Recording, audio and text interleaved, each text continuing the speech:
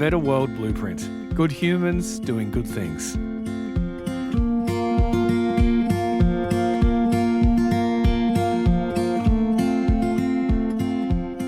Hello and welcome. I'm Marilyn Hunt. Every episode of this podcast aims to inspire you or bring you some hope by showing you people who are making this world a better place. Some chats are with those who do it quietly, others are making a big hullabaloo. But each interview is evidence that human beings can be pretty darn magical. This is a Better World Blueprint. This next interview is close to my heart. When I think about people making the world a better place, I can't go past my parents. They didn't found a charity or work in third world countries.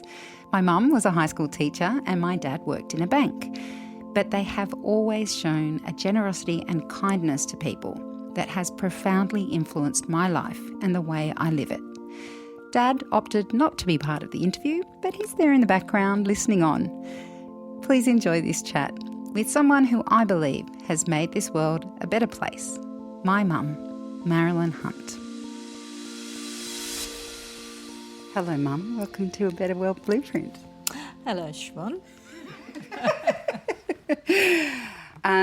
So I told you why I wanted to have you and Dad on the podcast, but I think back on my life and I've seen you and Dad help a lot of people, whether it was boyfriends staying in the rumpus room because they'd been kicked out from their own home, or people coming from overseas, or if it was a relative that needed help and going to visit and making sure they weren't alone.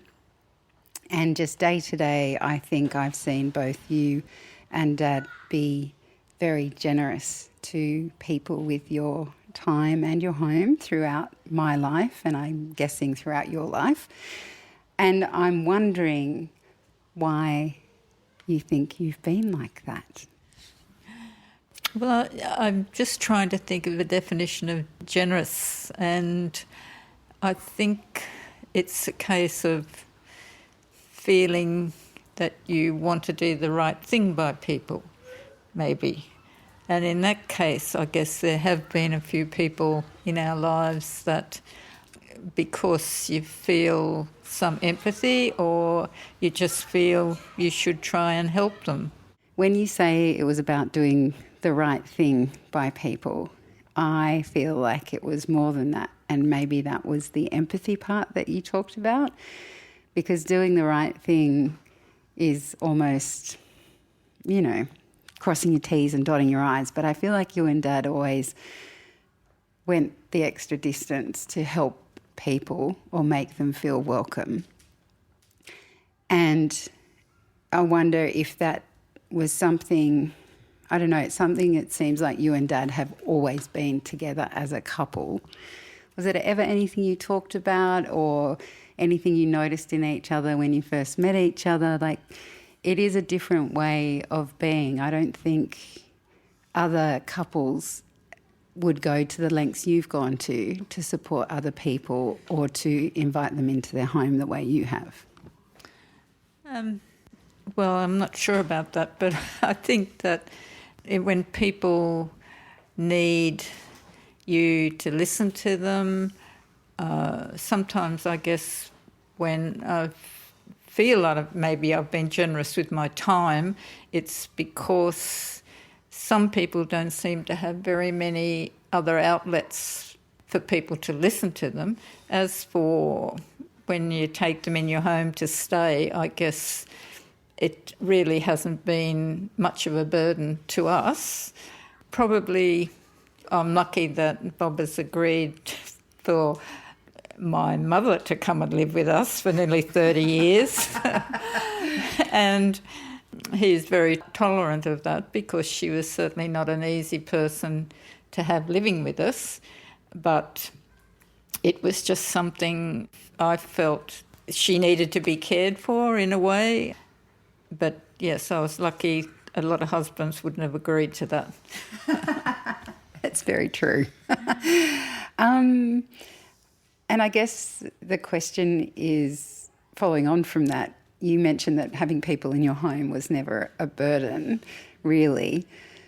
But sometimes when we open the door to others, it can become a burden, or it can be something you have lived to regret. Has that ever happened? Well, I think it has sometimes. Like, for example, with my mother, I guess there were lots of things that we didn't do because she was there with us, and it was hard to always take her somewhere with us, and sometimes we'd put off doing something because of that. For friends that have been, I've felt sometimes being with some of them and just having to listen and them not really being very interested in what you had to say. I felt that time-wise it would have been probably nicer for me to be with someone else that I probably had more of a rapport with, that I didn't have to be always the listener and never partaking in a conversation, two-way conversation, I suppose. But having said that, these people, I think, when they're living by themselves, have a real need for people to listen to them, so I don't regret that. Do you think the choices that you've made helping others, has that changed you, do you think? I don't know that I've been changed. I've just been really glad that when I was teaching that maybe I made a difference for some of the students who were really struggling, that didn't have parents to support them. And I know that particularly in, I guess, Sarah's case, it's turned out that she was able to go on and meet somebody and have a family and probably have a successful life. Just going back to Sarah, the student you helped when you were teaching, I mean, I was a kid when that was happening, a teenager, very self-involved, narcissistic. So I don't think I even know quite what you did to help her. Can you tell me about that? And how did you know she needed help? And how were you able to provide that for her as a teacher? Well, she came out from Cambodia with her mother as a refugee and her older brother, and she was in one of the classes I taught in year 11. She went home one day to find her mum had committed suicide, and they were in a housing commission place, and they thought they had to leave that place. Another Cambodian family took them into their garage but charged them rent, and they had no really good cooking facilities. So we were able to contact someone in the council, I think it was, who followed up with it, along with the counsellor at the school, and found they could have stayed in the place that they had with their mum, and they managed to find them other accommodation. Her brother ended up being able to finish his university degree and went on to do engineering. So I guess just knowing what was going on in her life and knowing the avenues that we could pursue to get accommodation and security for her and her brother, it was something that we did. I remember her being around, though, our family. So you obviously supplied more than just the practical support for housing and things like that. Yeah. Yes, well, she did come out.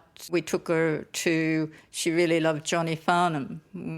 We took her one night to a Johnny Farnham concert and included her in a few things for the family, which she appreciated. And years later, when she came to visit us with her little girl, she was in tears because she was reunited with us, I guess, and very grateful for the time that she'd spent with us. So one of the questions I have is, what impact have you seen from your kindness? Oh, I'm getting a bit emotional just asking that. Sa coming back and seeing her success is one thing. I can think of a few others, but have you seen the impact your kindness has had on other people?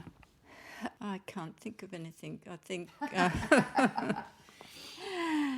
I know that a couple of friends that live by themselves are quite pleased that I've kept in touch with them or met up with them for a coffee or things like that. I can't think of anything else.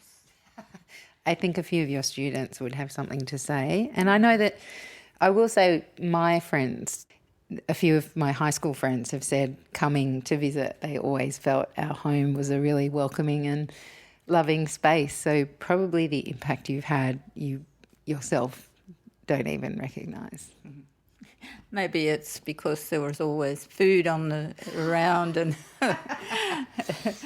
home baked things. And I know then when we had Carla from Paraguay staying, and all her friends used to come and have parties and eat all the, what was it they used to like? The cereal they used to have nighttime for snacks. They're just right. I used to buy packets and packets and packets of it. Weird tastes, those South Americans.